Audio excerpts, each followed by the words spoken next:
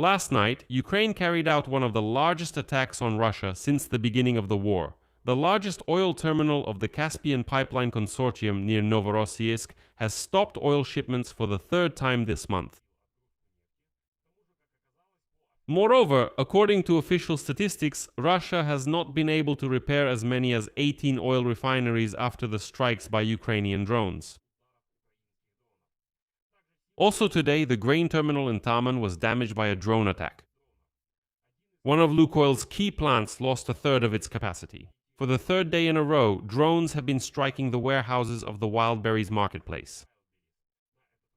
This time in the Penza region and Udmurtia, and later in the day, a third Wildberries warehouse was also hit. Moreover, the company is already desperately looking for warehouses in Kazakhstan. They say let's move there, it's safer, but the Kazakhs aren't too happy about it. They're already posting on social media saying please no, we don't want them here. At the same time, the commander of Ukraine's unmanned systems forces, Robert Madhyar Brody, reported the destruction or disabling of 205 vessels since the start of the naval operation this month. In short, today Ukraine responded massively to the unwashed Russians for their ballistic missile strike on a private home where a large family lived near Kryvyi Rih, or will have time to eat.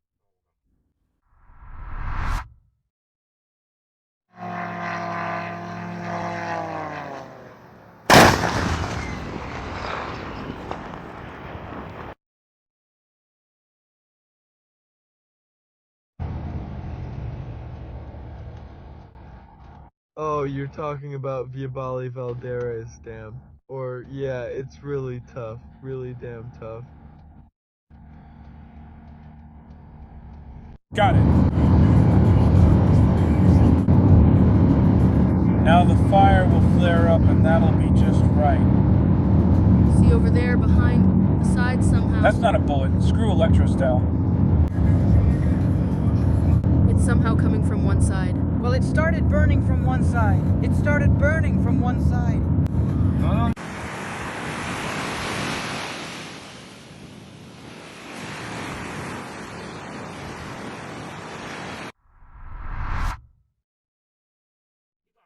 So, let's start with the most sensitive strike on the CPC terminal near Novorossiysk because it hits several economies at once, not just the Russian one. The Caspian Pipeline Consortium in Novorossiysk announced on July 30th that it had stopped loading oil at its Black Sea terminal in Yuzhnaya Ozerevka after a drone attack on tankers. According to the company, last night the tanker Nisa Sifnos, under the flag of the Marshall Islands, was transporting oil for the Kazakh company Tengichevroil, a subsidiary of the American company Chevron, was being loaded at the Single Point Mooring 3 when it was attacked by a drone. A fire broke out in the manifold area on the cargo deck, which was extinguished by the crew and 3 auxiliary CPC vessels. In addition, on the same day, the tanker Marathi, flying the flag of the Isle of Man, which was also heading to the terminal to load oil, was attacked. And the significance of this strike lies in its recurring and systematic nature. As Reuters notes, this is already the third shutdown of the terminal in July. Earlier, on July 27, the Ministry of Energy of Kazakhstan announced the resumption of oil transportation through the Tengiz-Novorossiysk pipeline and shipments at the marine terminal, as there had been a pause. And now, 3 days later, everything has stopped again. The Caspian Pipeline Consortium exports oil from 3 major Kazakhstani fields and remains a key route for Kazakhstani oil to the global market. Well, let me immediately strip away some of the manipulative spin around this topic. Analysts note that in the event of prolonged shutdowns of the Caspian Pipeline Consortium, Kazakhstan will be able to redirect most of its oil through Azerbaijan and Georgia, although it should be admitted that the route to bypass this terminal is extremely limited. Indirect damage has also been recorded separately. The fact that drone debris fell on the premises of a facility in the village of Volna, Krasnodar Krai. 4 people were injured there, 3 of them were hospitalized, but that's just collateral damage. Kazakhstan should already be thinking about who they're actually dealing with. I'll explain why I put it that way. So the Kazakhs, for some reason, get offended by this news saying, how could this happen? We support you, and yet you hit the CPC? That's our money. Friends, today it became known that Kazakhstan suddenly, quite seriously wants to process Russian oil at its refineries. For Russians. Because all Russian refineries, folks, are burning. Once again, Kazakhstan says, okay, give us Russian oil, we will specifically produce gasoline and diesel for Russians. That's a very contradictory position. On one hand, complaining about Ukraine for striking the CPC in self-defense, and on the other hand, helping Russians with gasoline at the same time. It's worth mentioning the position of the United States of America on this issue, since it reflects the international sensitivity of this topic. According to the Wall Street Journal, the US administration warned Ukraine that attacks on non-Russian tankers were unacceptable. And this was related to an appeal from the management of Chevron Corporation, whose interests, including in Kazakhstan, are affected by these strikes. But, as we can see, the strikes continue. And let me remind you, the Americans, even during Joe Biden's administration, have repeatedly asked, saying, please, don't strike Novorossiysk. But how can we not strike it? It's another source of income for the unwashed Russians, who make money there to continue the war against Ukraine. By what logic shouldn't we strike this terminal? The second significant event of today is the Taman port in the Krasnodar region. According to the Southern Transport Prosecutor's Office of the Russian Federation, after the drone attack, there were casualties and damage to the port infrastructure. The agency reported that they are overseeing the activities of law enforcement agencies at the scene. I should note that the grain terminal in Taman is one of the largest export hubs in southern Russia, and it was damaged. Again, it's a matter of making money. The third major incident of the day is the attack on Permnefteyorg one of Lukoil's key plants. According to Reuters, citing industry sources, the plant shut down about a third of its capacity after the previous drone attack on July 29. This is far from the first strike on Lukoil's oil refining assets this year. Earlier, at the end of June, another major plant of the company, Nizhny Novgorod Nefteyorg Syntez in Kshtovo, was attacked. This is the fourth largest oil refinery in Russia and the second largest in gasoline production, where the primary processing unit AVT-6 was put out of operation, which provided 53% of the entire plant's capacity. And it's unlikely that they'll be able to increase output at the plants affected by the strikes in the coming month. At best, the processing volumes will remain at the previous month's level, and that's only if there are no new attacks. And most likely, there will be.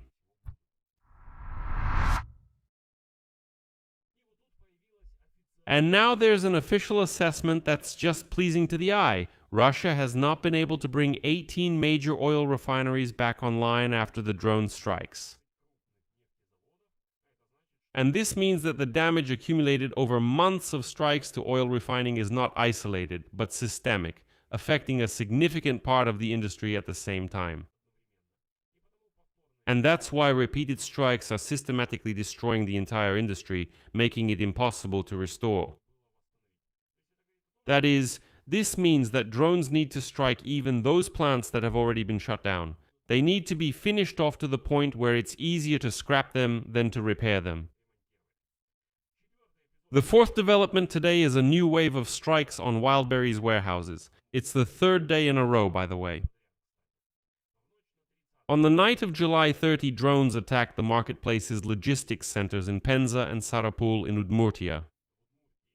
The governor of the Penza region, Oleg Melnichenko, confirmed the attack and reported that about 200 employees were evacuated from the center. The acting head of Udmurtia, Olga Abramova, also confirmed the attack on the warehouse in Sarapul. Firefighters were battling the flames at both sites. In short, 2 more warehouses burned down. The company stated that it has already rebuilt its logistics chains. Incoming deliveries, outgoing shipments, and order fulfillment are now being handled through other facilities, but those will be attacked soon as well, don't doubt it. A telling reaction from the commander of the Unmanned Systems Forces, Robert Madjar Brody. He commented on what was happening with irony in his Telegram channel with a short phrase, "The package won't arrive." And then he listed the cities where the logistics facilities of this marketplace have been attacked recently, including Krasnodarsk, Nevinomorsk, Misky, and Sarapul. And he hinted that the series of strikes on the marketplace's logistics infrastructure will continue. The campaign of strikes specifically targeting Wildberries logistics centers, let me remind you, has been ongoing since July 18, and during this time, more than 10 warehouses have already been attacked. The Ukrainian side justifies these strikes on the grounds that, according to official statements, the company's facilities were used to supply sanctioned components for the production of drones, navigation equipment, and other military gear. Well, what can we say? If the marketplace even had a separate section on the website called Everything for the Special Military Operation. A special mention should be made of the statement by the chief designer and co-owner of the Ukrainian company Firepoint, Denis Steilman. He called Wildberries the largest borrower of money in Russia. And he stated that the bankruptcy of this company could lead to the collapse of a number of banks, including VTB. And this opinion reflects the logic with which the Ukrainian side explains the choice of this particular target. These are not just strikes on warehouses, it's an attempt to destroy an entire economic chain. So, the warehouses burn down, the company declares bankruptcy, can't pay back its loans, and because of this, a whole series of banks could collapse. And the fifth and final item today is the data on the broader naval campaign against the Russians overall. Commander of the Unmanned Systems Forces, Robert Madjar Brody, reported that on the night of July 34, more tankers were hit in the Black Sea, bringing the total to 205 ships since the start of the operation on July 6th. According to him, out of this number, 130 ships were hit in the Sea of Azov and another 75 in the Black Sea. As for the overall picture of the strike last night, the Russian Ministry of Defense reported 258 Ukrainian drones shot down over the Belgorod, Bryansk, Voronezh, Volgograd, Penza, Rostov and Tambov regions, the Krasnodar territory, the occupied Crimea, Adygea, and the waters of the Azov and Black Seas. I don't know, just 6 months ago, I think it would have been hard to imagine such a broad geographic spread of attacks across Russia all at once. Moreover, there's some interesting statistics. For the first time, it's been recorded that in the last 4 months, Ukraine has launched more drones at Russia than Russia has at Ukraine. Now, regarding what scenarios are emerging next. For Ukraine, the combination of these strikes is part of a declared strategy to put pressure on the Russian economy through targeting oil refining, export logistics, and maritime transport. This is exactly what Ukrainian officials call long-range sanctions. And most importantly, Russians should be reminded of this every day. Before Ukraine began this entire campaign of massive strikes on oil refineries, on Wildberries, on logistics, and so on, Volodymyr Zelensky, let me remind you, publicly addressed Vladimir Putin with a proposal for an aerial ceasefire. That is, to refrain from mutual strikes on the territories of both countries. What did Putin do? Putin rejected this idea at the time. After that, Ukraine moved on to massive strikes. For Russia, repeated shutdowns of key facilities. The Caspian Pipeline Consortium in Novorossiysk for the third time in a month, 18 unrepaired oil refineries mean not a one-time loss, but already a cumulative effect, reducing the industry's resilience to each new attack. For Kazakhstan, whose oil goes through the CPC terminal in Novorossiysk, the situation is doubly inconvenient. The country physically does not have enough alternative routes to fully replace this export channel. But here is the question for Astana.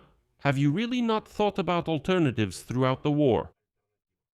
You know who the Russians are, right? Did you understand who the Ukrainians are? Did you understand that Ukraine wouldn't just let it go, that it would respond?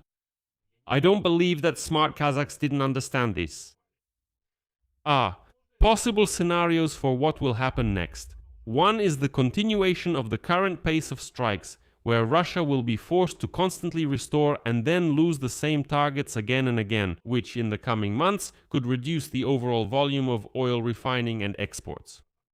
At the same time, there is increased diplomatic pressure from Western partners, primarily the United States. Don't be surprised, directed at Ukraine, demanding that it avoid targets related to the interests of third countries and international companies, as is already happening in the case of Kazakh oil. But it's important to remember, Ukraine strikes primarily at Russia. Ukraine does not strike at its partners under any circumstances. In general, where has there even been a single strike against its partners? Not a single one. All the strikes are against Russia. Here's a question for the partners. Why are you still working with this Russia? And now it's telling that Russia is trying to adapt. Wildberries, for example, is restructuring its supply chains through other warehouses, and the authorities are trying to negotiate with Kazakhstan, so that Kazakhstan can safely process Russian oil into gasoline for Russians on its own territory, because their refineries have been burned down. If Kazakhstan starts doing this, Kyiv will have serious questions for Kazakhstan. Result. On July 30, a comprehensive strike by Ukrainian forces was recorded against several sectors of the Russian economy at once. In particular, the Caspian pipeline consortium terminal near Novorossiysk stopped oil shipments for the third time in a month. The grain terminal in Taman was damaged. One of Lukoil's refineries lost a third of its capacity, against the backdrop of 18 major oil refineries across the country that have not yet been restored. Wildberries warehouses have been attacked for the third day in a row, this time in Penza and Udmurtia. And the maritime operation against vessels of the Russian Shadow Fleet has hit 205 ships since July 6. This is how real sanctions work. The combination of these strikes creates pressure, as you can see, not just on one industry, but on the logistics and export system as a whole. That is, Ukraine's entire tactic and strategy is precisely to strangle any opportunity for Russia and Russians to make money to continue the war. I'll leave it at that. Share your opinions and conclusions in the comments below this episode. Subscribe to the channel, hit the bell, and don't forget to like. If you want to support the work of this YouTube channel, I would of course be grateful. You can do so financially with any donation using the links and details in the description of this video. That's all for now. Take care of yourself. Goodbye, everyone.